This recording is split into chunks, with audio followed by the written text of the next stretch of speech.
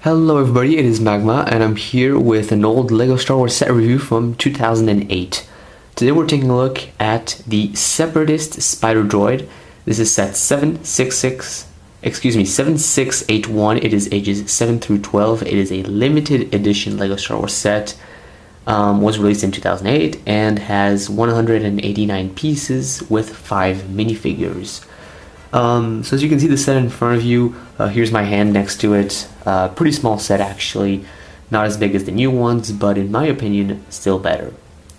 So the minifigure highlights are mainly Commander Fox. He is still exclusive to this set, considering that this set was a limited edition set, and he goes for quite a lot on the other third-party or second-party seller websites. On the droid side, we also have the droid commander. Now, he's not exclusive, but he's a little bit harder to get than the regular norm of regular battle droids. Instead of having the yellow dot on the middle of the chest, he has the entire chest piece in yellow. I don't know if it's more rare or less rare, but it's still nice to get a droid commander because we don't really often get those. Getting to the set itself, it's definitely a decent build. It's not too big, but then again, it wasn't too expensive at the time. I think it was $20, maybe $25. And it is smaller than the newer ones, and I will obviously compare towards the end of the video. So getting straight into the minifigures, Commander Fox has some great torso prints and back prints. His helmet also has some red exclusive prints. All prints are Republic red, so that's dark red. Comes with equipment, so that's visor, pauldron, pistols, and all that stuff. Then we also get a regular clone trooper, and he comes with a long-range blaster. I think it's called DC-15, and it's the regular Clone Wars clone trooper we've always gotten. We also have a super battle droid, so that's more of an exciting minifigure.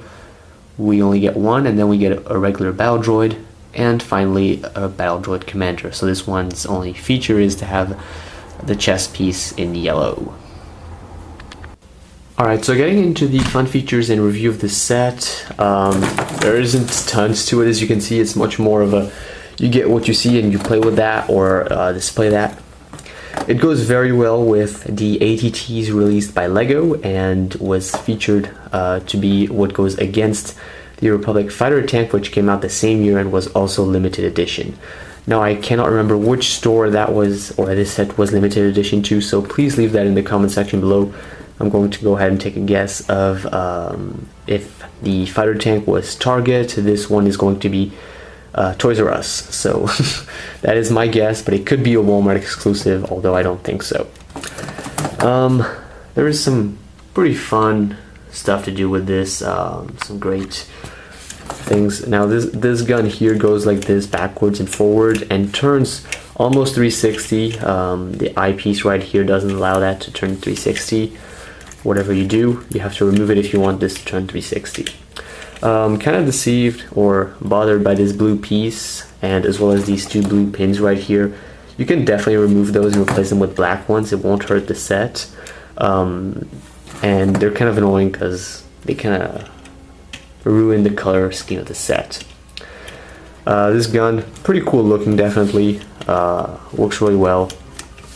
And now if you take a look under here, now this one is mobile, so it's not going to turn, but it is going to go like this, which I think that's just the way it's built, because I wouldn't see a use for putting the gun down like this or just having it like this, unless it's aiming at something that's really close to it. But still, there isn't really much of a use for this one. They're both static, no flick fire missiles on this set, even though it was flick fire missile era. The structure here is strong. It's actually not hollow inside like the newer ones. And the junction here can move like this, and then each leg has this mobility. So what it is going to give you in the end is you're gonna have your Spider Droid, which is going to be more resemblant to the one seen in episode 2, which looks much more like this, and it can just like look like this. But the newer ones are going to look like this, which this one can also kind of look like that, which is a bit of a problem because, I mean, you want your Spider Droid to look like in the movie. They're connected like this by and they don't take up too much space. I don't like the newer ones because they take up too much space in the collection, and for somebody like me who's dealing with space as a problem constantly now, this one is really just the solution. So yeah. There isn't much more to say about this set. Really just love it. Definitely a lot of fun to have on the battlefield, and just really nice to have in the background in your collection as part of the Separatist Armada. One of the cooler vehicles with the AAT. Ones I don't really enjoy as much are those corporate lines tank droids, and this one is a little bit more creative, I think. So yeah, I said I would compare it, and it would be kind of silly of me to not do a comparison. So here is the older one, no, newer one. Now the newer one is bigger, but it has several problems with it which I do not particularly enjoy. Just quick little recap. There was a re-release of this set with a different minifigure choice and a stud shooter instead of this in 2016. So this one vouches for both, in my opinion, because they just have a stud shooter here instead of this one. So that's the only difference. And different minifigures, which are Kashyyyk themed. Again, kind of bothered by that re-release, but that is not the subject or topic of this video. So, as you can see, this one, they're actually at the same height, but I don't know how to say this in front of the camera. So this one has a bigger head in a way, and is just taller. So it's about a minifigure taller. Yeah, it's about a minifigure taller than the previous one, and it's just overall bigger. Everything is bigger on it. Now the difference with this one and this one is that this one has an uglier looking head, but this one has a better looking compact structure here.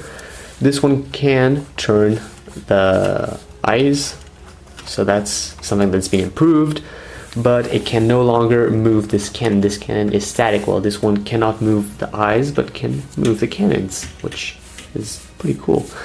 And then they just redid the same cannon, they just made it look better. This one can just go down like this but not turn, and this one can go down like this but not turn and break. Wow.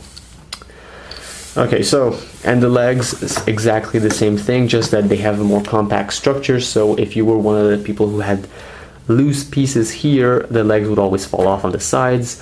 Then this one is better. However, and this is the only point that I'm going to argue, is that this one, when you put it down, it's always going to look like this. If you want it to look just like in the movie, like this. Right now I'm kind of lucky because this is a little bit of a harder surface, but on smooth surfaces, it is going to obviously fall back like this, or always just slide in weird positions. So you always want to have it like this, and that's kind of a bother for me, which this one looks more accurate in a way. However, this one is a little bit more size proportioned, even though these things are giant in Star Wars Episode 2. So let's move on to some final thoughts and a conclusion. Let's go. To conclude whether this set is a good set or not for you guys to buy, again, it's up to you. I don't really think that this set has much of a purpose except getting Commander Fox, which at the time was the only way to get a Spider Droid and get Commander Fox. So it was hard to hesitate on whether to get this set or not. Nowadays we have better built versions of the Spider Droid, a little bit bigger in a way, but with some more lame fun features, I think. And the minifigure selection nowadays is not as good as this one, because this one we get Commander Fox and then pretty much just some soldiers with a battle droid, which nowadays I think we just get some Jedis and battle droids, which we don't really get soldiers enough. So definitely up to you whether you guys should get it or not. It's not as big as it always seems, and it's definitely a strong build. I mean, it's sturdy and it will stand, and it's definitely fitting well into any LEGO Star Wars collection. So that's about it. Thanks for watching this LEGO Star Wars set review, and please leave a comment if you guys enjoyed it. See you guys, and bye-bye. The dark side.